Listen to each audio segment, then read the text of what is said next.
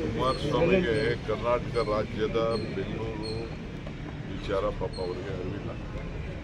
ಅವ್ರ ಎಮ್.ಎಲ್.ಎಗಳು ಕೇಳಿ, ಅವ್ರ ಎಮ್.ಎಲ್.ಎಗಳು ಭಾಗಿಯಾಗಿದ್ದರು, ಅವ್ರ ಎಮ್.ಎಲ್.ಎಗಳು ಕಂಪ್ನಿಲಿದ್ದರು, ಅವ್ರ ಎಮ್.ಎಲ್.ಎಗಳ ಹತ್ರ ಮಾತಾಡಿದ್ದೀವಿ, BJP ಎಮ್.ಎಲ್.ಎಗಳ ಹತ್ರ ಮಾತಾಡ್ತೀವಿ, ಚರ್ಚೆ ಮಾಡಿದ್ದೀವಿ, ಸಪ್ರೇಟ್ ಕರೆದು ಮೀಟಿಂಗ್ ಮಾಡಿದ್ದೀನಿ, ಕರೆದು ಅವ್ರ ಅಭಿಪ್ರಾಯಗಳು ತೆಗೆದುಕೊಂಡು ನಾವು ಮಾಡಿದ್ದೀವಿ.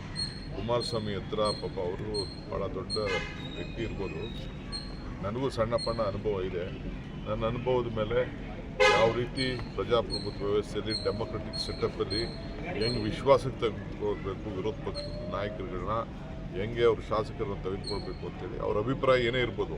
ಬಟ್ ಯಾವ ರೀತಿ ಡಿಬೇಟ್ ಮಾಡಿದ್ದೀನಿ, ಎಷ್ಟು ಗಂಟೆ ಡಿಬೇಟ್ ಮಾಡಿದ್ದೀನಿ ಅಂತೇಳಿ ಅವ್ರ ಎಮ್.ಎಲ್.ಎಗಳನ್ನ ತಿಳ್ಕೊಂಡು ಪಾಪ ಮಾತಾಡಿದ್ರೆ ಸೂಕ್ತ ಅಂತ ನಾನು ಚುನಾವಣೆ ಕೋರ್ಟು ಇದೆ. ನಾವು ಅದಕ್ಕೇನು ಬೇಕೋ ಅದಕ್ಕೆಲ್ಲ ಸರ್ಕಾರ ಎಲೆಕ್ಷನ್ ಕಮಿಷನ್ಗೆ ಅವ್ರು ಮಾಡ್ತಾರೆ.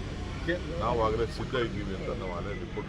ಕೇಂದ್ರದ ಅನುದಾನ ಬರ್ತಾ ಇಲ್ಲ ಸರ್ ಅಂತ ಸರ್, GBA ಚುನಾವಣೆಯಿಂದಾಗಿ ಕೇಂದ್ರದ ಅನುದಾನ ಬಂದಿಲ್ಲ ಅಂತ ಸರ್, ಕೇಂದ್ರದ ಅನುದಾನ ಬಂದಿಲ್ಲ ಅಂತ ಚೆಕ್ ಮಾಡ್ತೀವಿ ಅಂತ. ಕೇಂದ್ರದ ಅನುದಾನ ಮುಖಂಡರು ಹೈಕಮಾಂಡ್ಗೆ ಪತ್ರ ಬರೆದಿದ್ದಾರೆ, ಸಮುದಾಯದ ಮೇಲೆ ಹಗೆ ಸಾಧಿಸ್ತಾ ಇದ್ದಾರೆ ಅಂತ ಆರೋಪ. ಯಾರು ಹಗೆ ಸಾಧಿಸ್ತಾ ಇಲ್ಲ, ಯಾರು ಮಾಡ್ತಾ ಇಲ್ಲ. ಪಕ್ಷ ಶಿಸ್ತಿನಲ್ಲಿ ಏನು ಹೇಳ್ತದೋ ಆ ಪಕ್ಷದ ಶಿಸ್ತು ಎಲ್ಲರಿಗೂ ಕೂಡ ಶಿಸ್ತು ಅಳವಡಿಸ್ತದೆ. ಸರ್ ಬೇಸಿಗೆ ಬಂತು ಸರ್, ಬೇಸಿಗೆ ಬಂತು, ನೀರಿನ ಅಭಾವ ಬೆಂಗಳೂರಿನಲ್ಲಿ. ನಾವು ಈಗಾಗಲೇ ಅದರ ಬಗ್ಗೆ ಕ್ರಮ ಕೈಗೊಂಡಿದ್ದೀವಿ. ನೀರಿನ ಬಗ್ಗೆ, ನೀರು ಅಂತರ್ಜಲದ ಬಗ್ಗೆ, BWSS ಬಗ್ಗೆ ಎಲ್ಲ ಕರೆದು ಮೀಟಿಂಗ್ ಮಾಡಿದ್ದೀವಿ. ಈಗಾಗಲೇ ನಮ್ಮ ಆಫೀಸರ್ಸ್ ಲೆವೆಲ್ ಮೀಟಿಂಗ್ ಆಗಿದೆ.